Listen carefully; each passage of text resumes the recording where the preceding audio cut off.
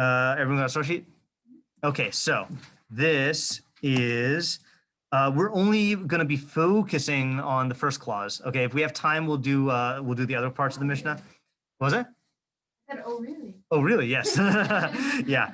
I chose this. So I told you I gave this shir at Migdal on Sunday over Zoom, and I chose it for them because they're going to be going into, most of them are going to be going into college next year or the year after that. So this is the reason why I think this is relevant for here is because you guys are either in college now or are going to be going to college.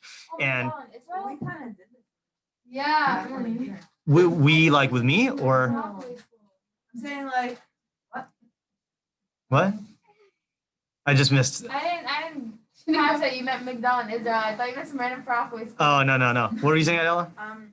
Like by coming to Lomdeha, I feel like we kind of. I guess we'll find out. Right? Yeah. I guess we will find out. I was actually thinking the same question of like, have you guys already done this by coming to Lomdeha? Done Aseh Torasecha Keva. Well, it's an ongoing process. Well, let's learn and find out. Okay. Yeah. True. What Leah says is true. Is it's going to be ongoing. It's going to change from time to time in your life. Okay. Who wants to read? It's a what? A saxophone? Oh, saxophone. I thought you said a saxophone because it kind of looks like a saxophone also from back here. Yeah, you could. Okay, go ahead, Emily.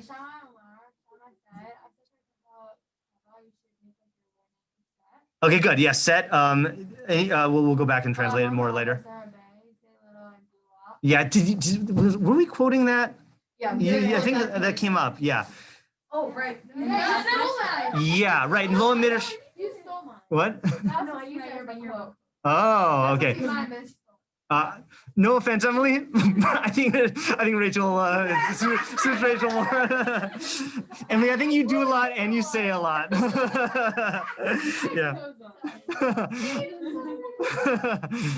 Anyway, what was I gonna say? Oh yeah, because last one was Lo Hamidrash Eker El Hamaseh, right? Study the expounding is not the main thing, but action is. And someone said this. Yeah, go ahead, Emily. Okay. Say more.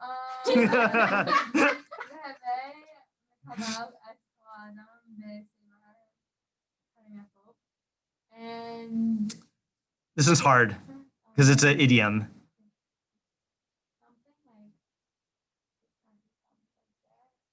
Anyone know makabel? Receive. Oh. Call them. I receive everyone. Yep. Every person in like a good view, like. Close. It has something to do with punim. Yeah. What do you think it means?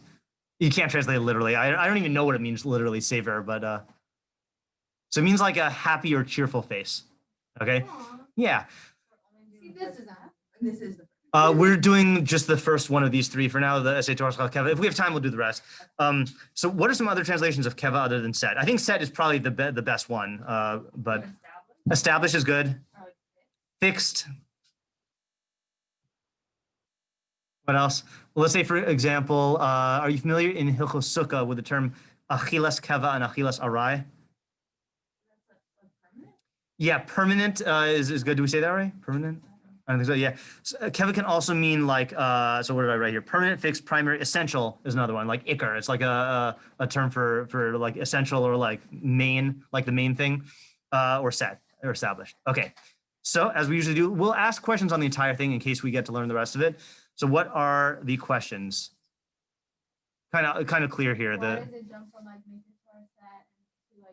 Okay, yeah. So this is the question we can ask on any Mishnah, and there will be machlokes here, which is what, if anything, is the relationship between the three clauses of the Mishnah? Okay. Oh, a capitalized Mishnah. You're learning AI. Okay, yeah. What else? You're talking to the room. I am.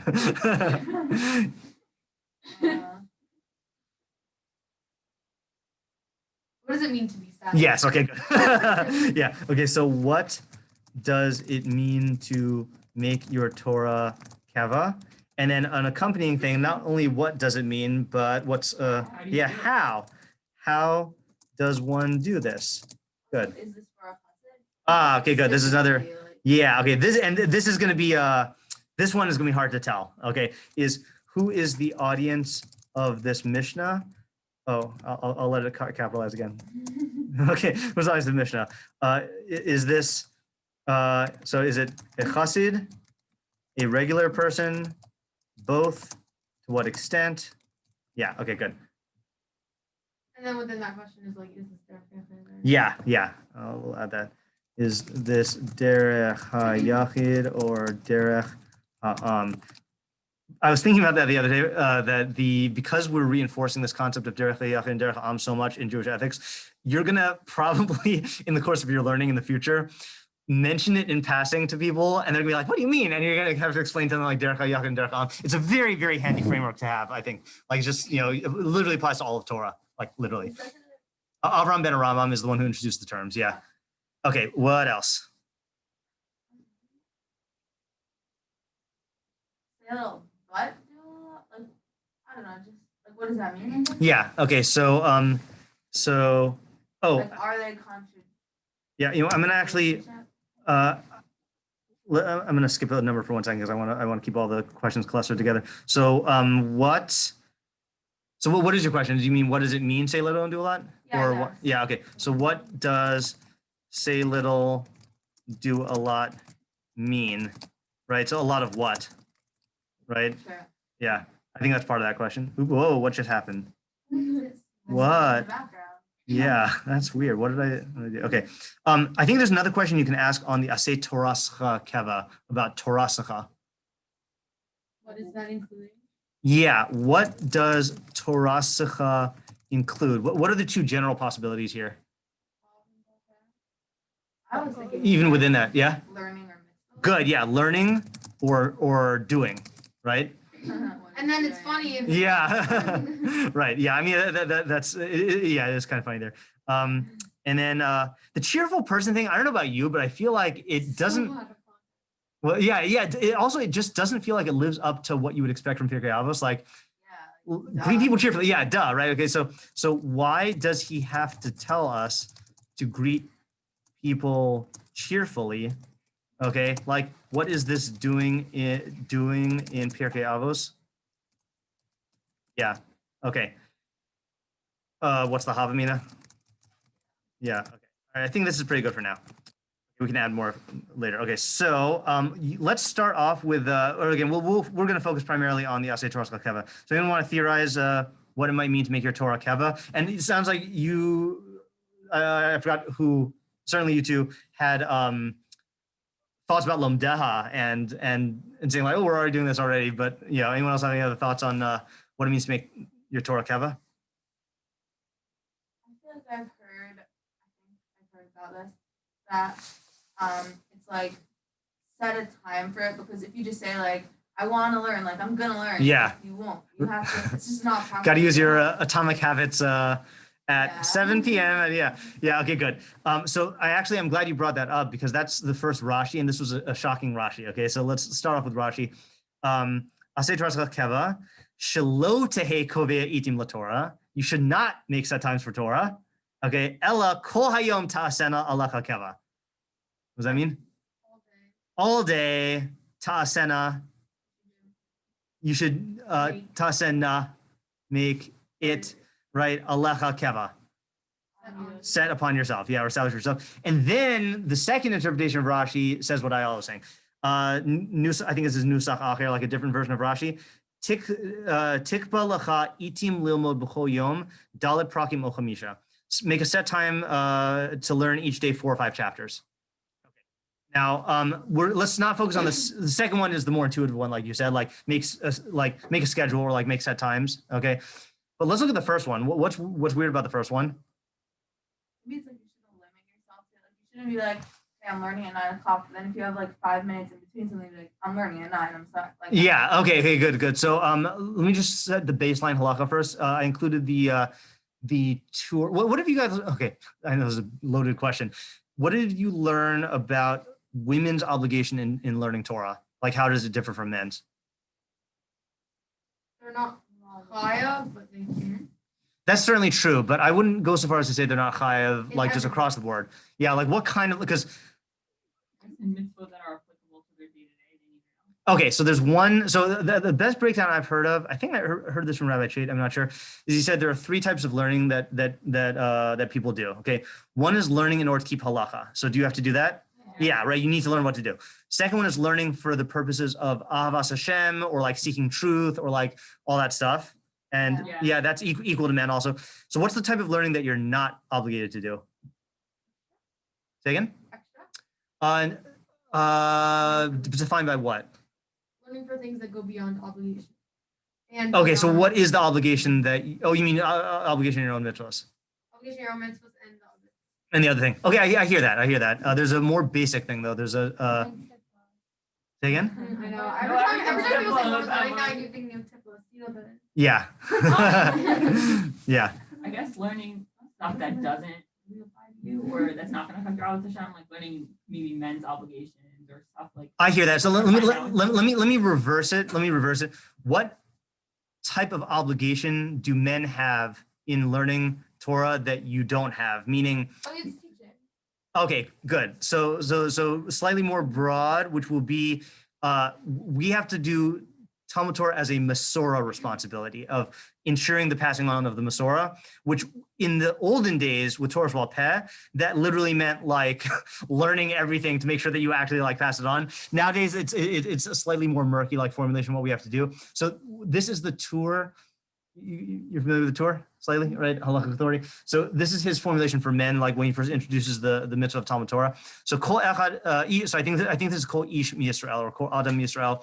This is not on the source sheet. Sorry, I forgot to put it there. Chayav b'Talmud Torah is obligated in learning Torah. Ben Ashi ben Ani ben Ashir, whether poor or rich. Ben Shalim begufo ubal Yisurin.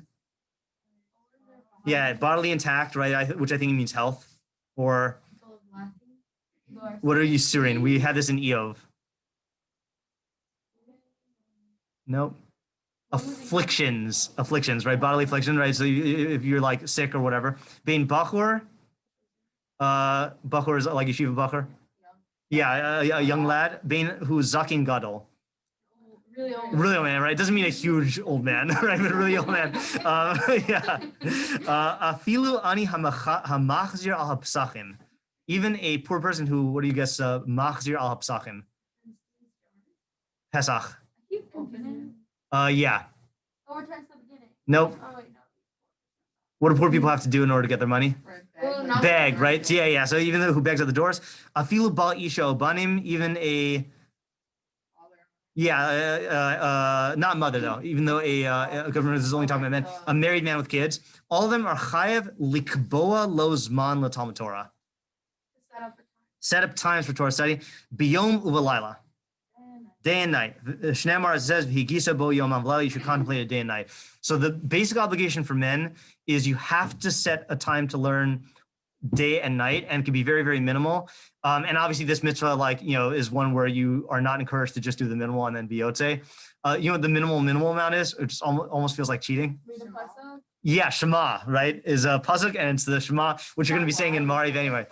Yeah, right. Yeah. So it's weird because like you're gonna be doing that anyway, but it's just showing that you have to like be involved in the activity of Torah. And then at its highest level, you're obligated to teach, like Emily was saying, like teach your son or teach like other people's sons and so on. Okay.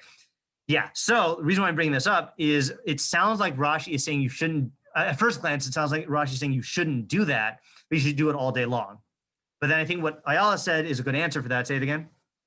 Like, don't limit it. Yeah, don't limit it to set times, but do it all day long. So that makes it sound like it's talking to who? People who already. The people who already make set times. So then who's the audience of this Mishnah? A chassid, right? So this is talking to someone who, if you're talking to a normal person, what would we encourage the normal person? Make it set times and like stick to those times, and we would encourage them in that.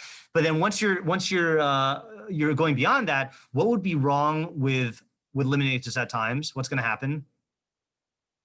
You kind of will just categorize your learning to that time. Throughout the day, you're not going to think about it. You're going to be like, nope. Okay, great way to put it. In fact, that's better than what came up at the Migdal Shir. Okay, which is like, then you're kind of, go Sheva. Yeah. Yeah, so.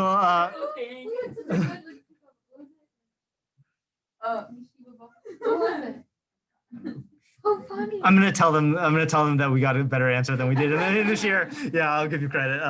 But categorizing, I like that. In other words, what you're gonna end up doing is you're gonna like treat Torah as like okay, Torah's the thing I do from like 9 to 5, it's gonna, and so not only is it going to limit you in terms of how much you learn, but in your mind, you're gonna like treat the activity different as like something that I schedule into my day or like a responsibility.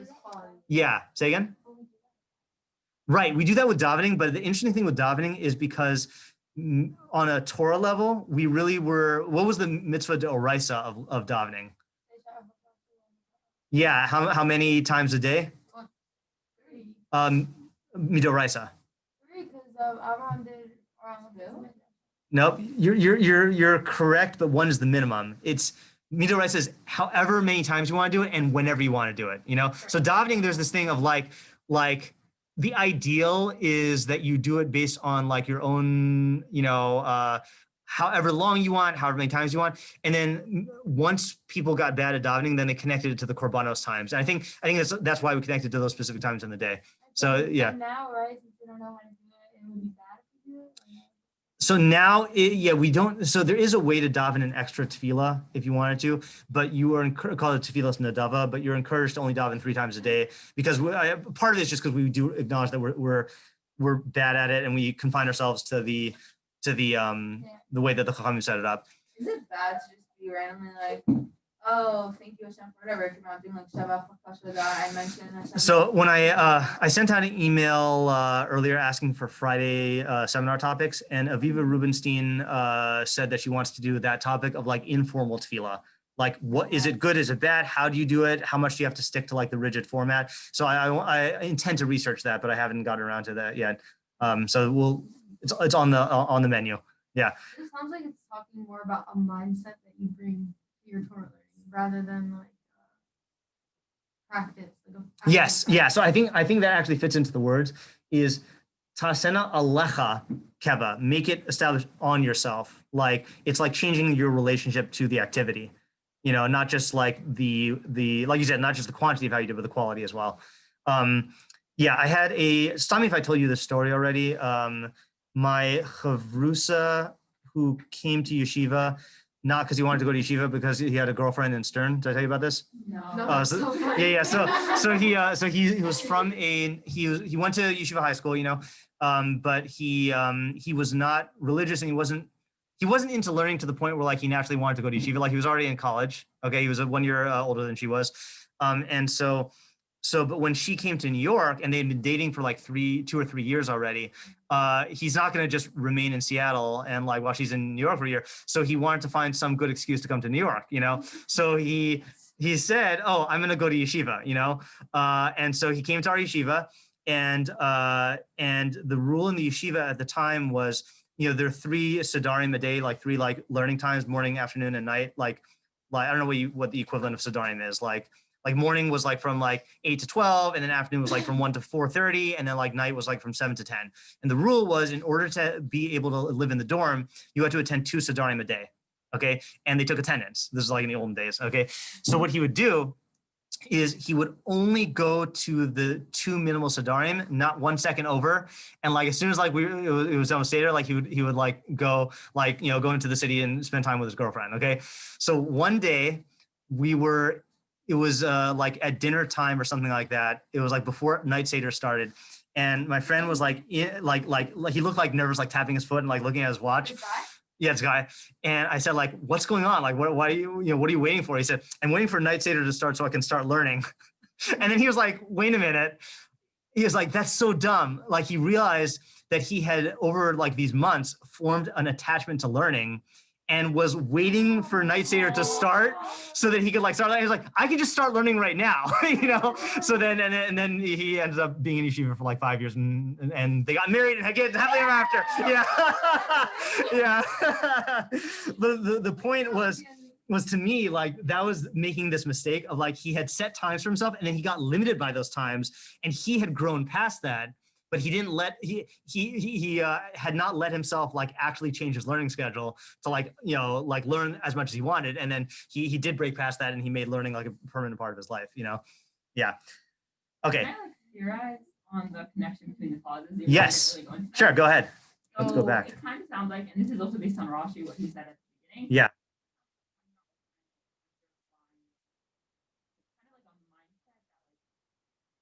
you give off. Oh, okay, I good. don't know. Okay, yeah.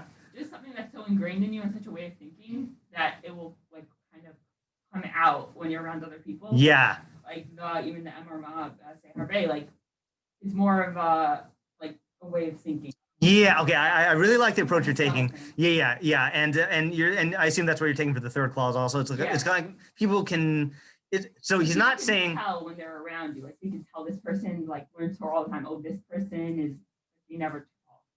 Oh, okay. Good interpretation. That's actually it's going to fit in with what we do for the Rambam. So when we get to the Rambam, if I forget, remind me to go back to that. Okay, good call. Let's just really quickly go to the second interpretation in Rashi, because this one is more intuitive.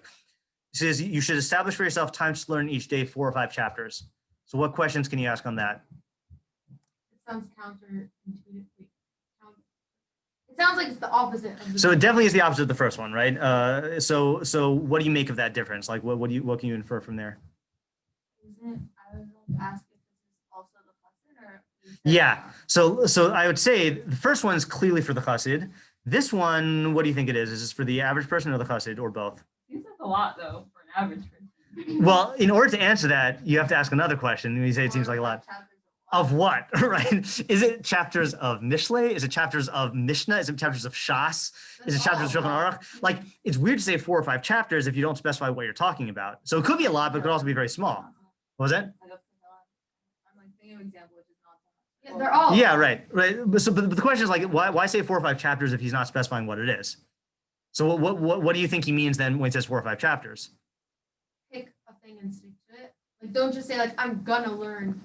Yeah. Okay, good. So I think what he's giving examples. I don't think he really cares what you're learning in terms of this advice. He's saying set a time and make it a specific amount. Okay. In order to do like why do you think instead of just saying I'm going to learn such and such, why do you think making an amount is good? For the person who isn't gonna constantly learn, they have to have something that they can like immediately go to when they establish it.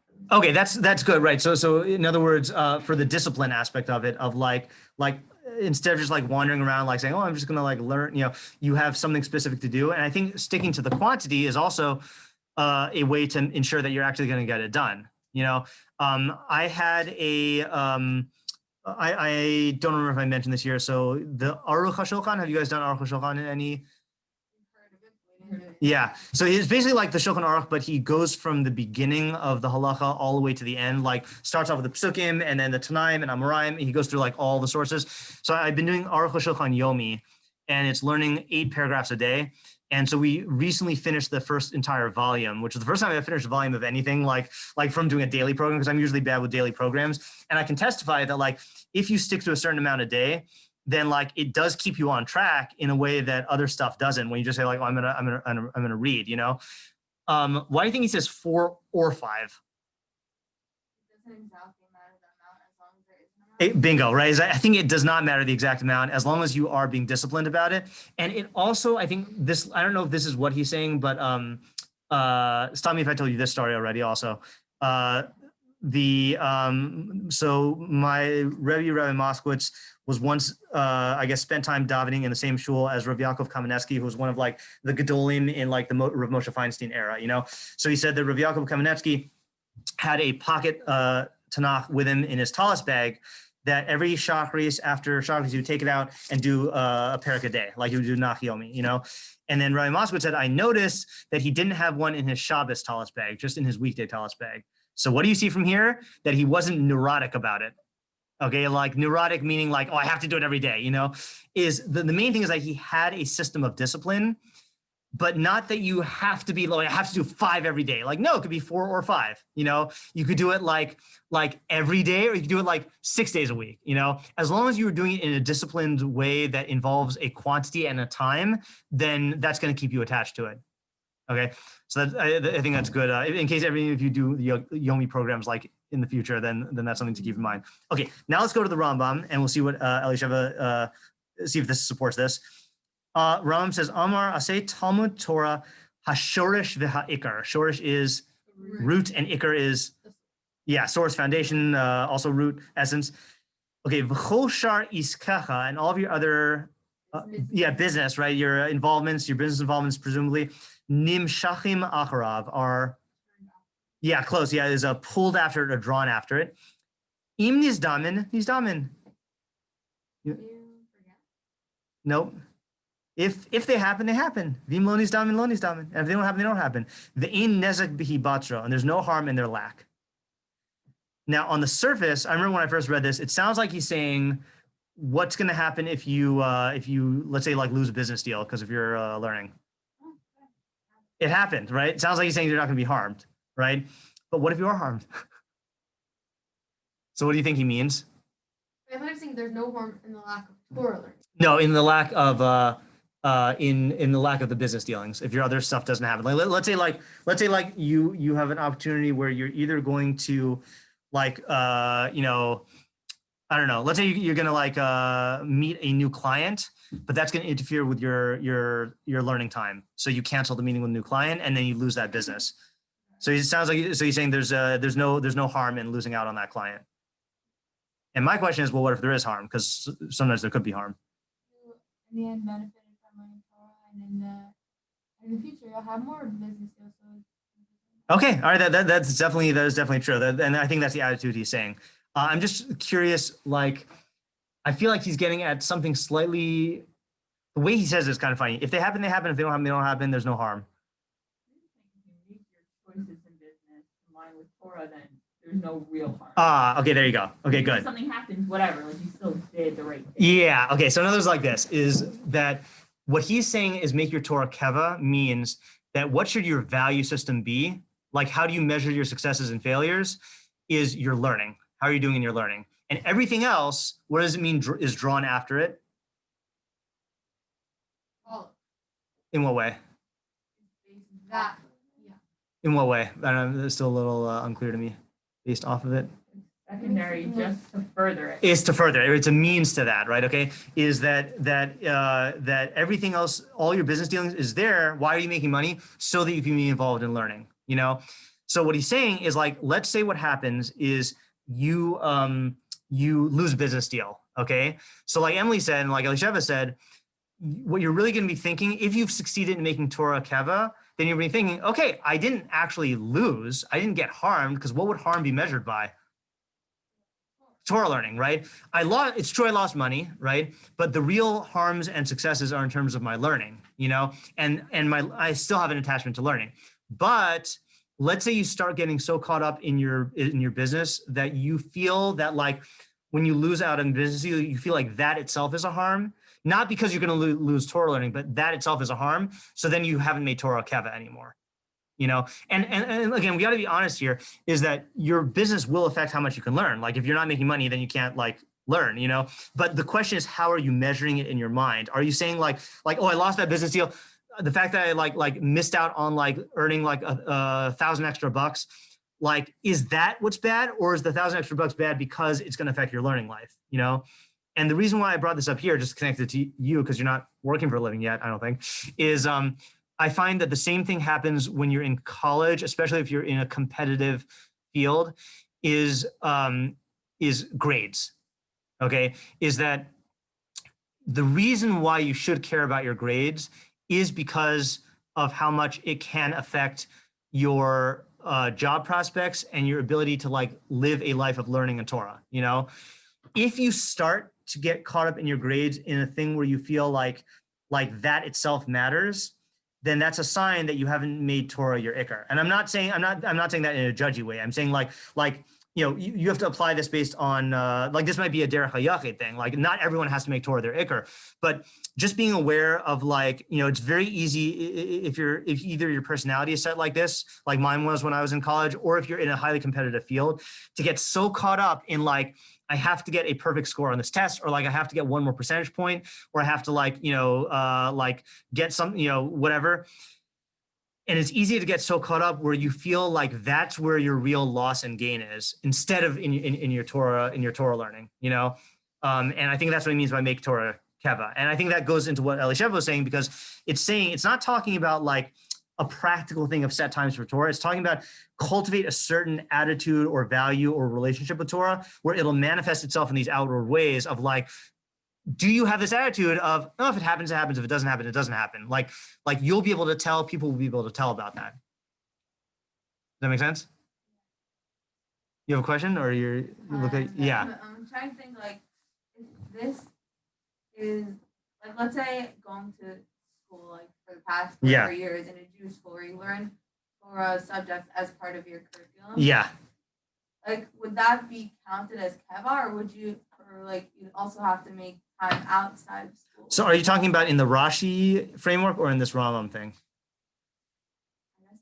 So in Rambam's framework, I don't even think he's talking about setting up specific times. He's talking about is your learning a means, sorry, is your money making a means to your learning or not? You know, or is your grade making a means to your learning or not? That's Rambam's entirely like, what place does learning have in your value system? Rashi's thing in terms of setting times, so that would count as Keva.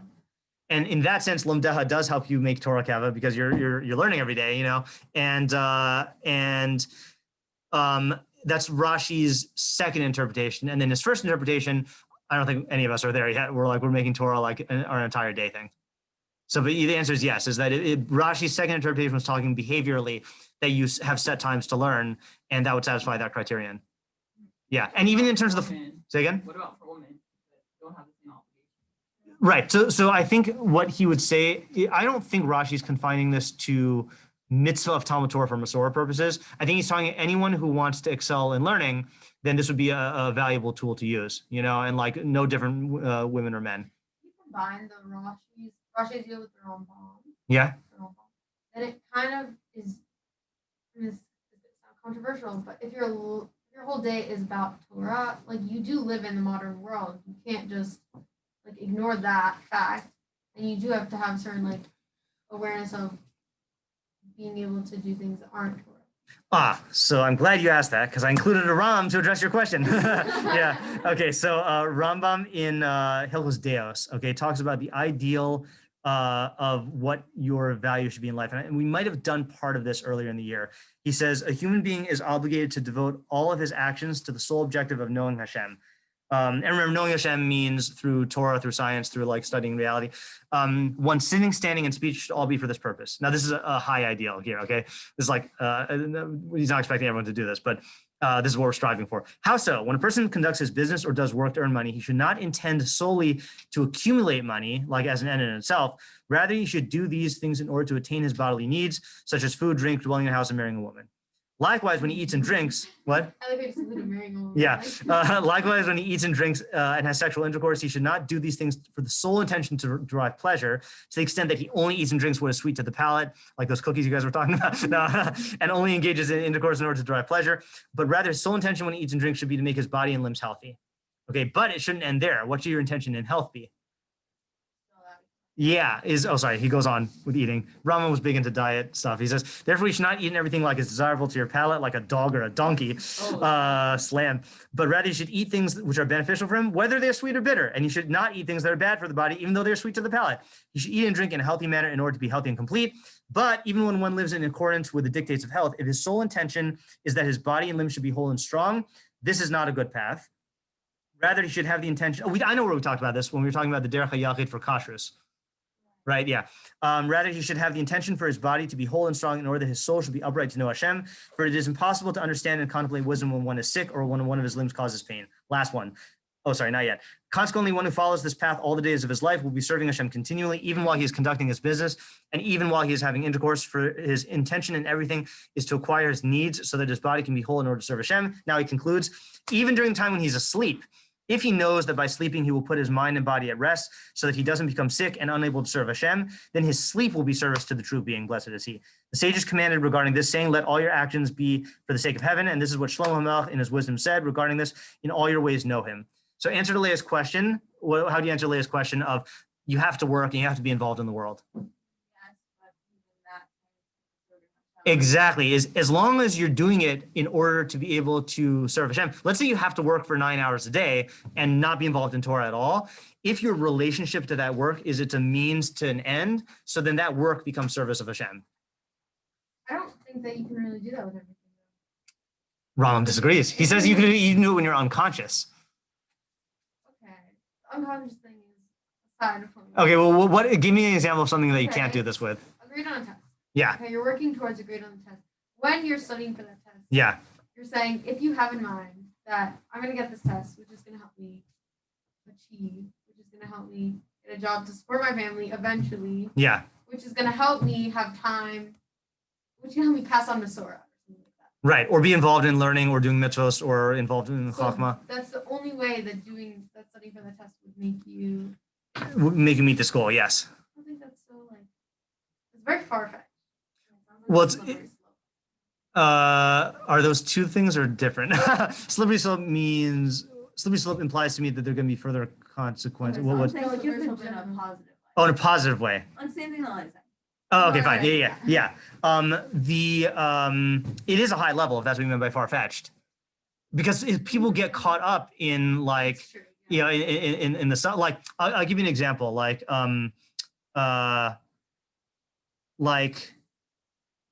my relationship toward, I love movies. Right? I love watching movies.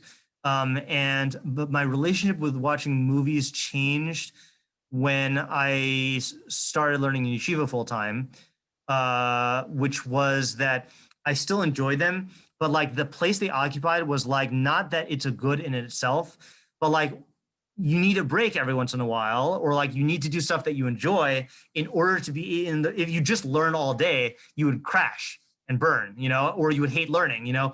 So you need to give your psyche, your personality, you need to have stuff that you do that's not learning for enjoyment, you know, but it's not because that's the good life or because enjoyment is valuable per se, but because that's what is going to allow you to be involved in what's really important, which is actually like learning and developing yourself, you know? And it takes a lot of change. And I'm not saying that a person's going to always like think of it that way. Like it's very easy to get caught up in your job and like just not be thinking about it, but it's an ideal to strive for. Again, this is like derech hayachid by definition. This is like the ultimate derech hayachid because it's talking about all your actions should be towards knowing Hashem, you know? So it's far in the sense of it is not within the reach of the average person, but you can make steps in this, you know, in small ways. Like again, the very fact that you came to Lomdeha shows like you could have just started college, like you could have just done a bunch of stuff, but like, you know, I mean, it's not the same thing as like going to sleep, but like, you know, you are striving to make learning more of a part of your life,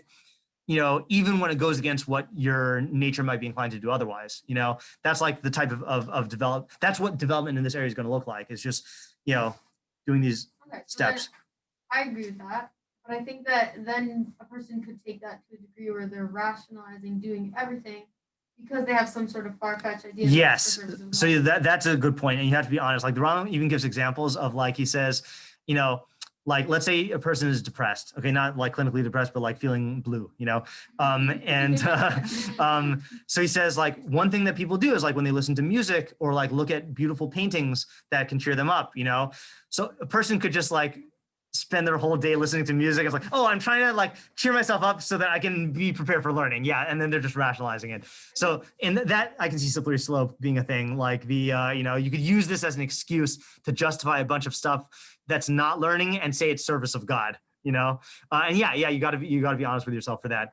But I think that's why the Rambam's thing is good, because the question is like, when you lose the opportunity to make this extra money, do you view that as nezek? Do you view that as harm, you know, or not? Like, it's like a barometer. It's like a way of measuring yourself of like, oh, I really lost this opportunity. Right, you really care. Yeah. And I think a way to do it is to ask yourself the opposite. Like, let's say when you were going to learn and a shear got canceled and then you went and like worked for some more, do you also view it as you got harmed by not learning?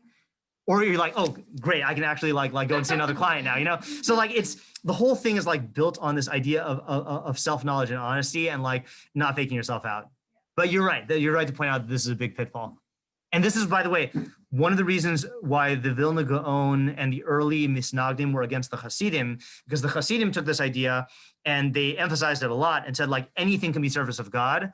And the Misnagdim felt that some of the Hasidim were using that to justify not learning. You know, like, if I just sit there and sing, then that's service to God because it's putting me in the right psychological state, you know. So, like, anyone can abuse this or use it, and that's a pitfall. And that's a big pitfall of the Derech HaYachid in general. Like, once you're out of the realm, halacha is very simple. Is this the mitzvah or is this not? Like, is it us or is it mutter? But when you're in the realm of the Derech HaYachid and you're like forging your own path, you could like justify a lot of stuff because there's no script to follow, you know? Yeah. This is like Avram and Sarah yesterday. Like, I think it was the ideas from the Rav, but the MMI rabbi was saying that like Avraham is like strict halacha following and Sarah is more. Ah, that's good. Not Yeah. that they are, like, Yeah. like they represent. That's what. Yeah, that is a good connection. Don't you suggest like how to implement this? Because I feel like the Rambam, no shade, but he has a lot of good theories, but Yeah. there's so much practical ways Yeah, you're to right. implement it. So let's think about that because it sounds almost like a natural thing that is supposed to happen, but the question is, can you accelerate it in any way? Yeah. Yeah. Good question. It reminds me of like self-actualization.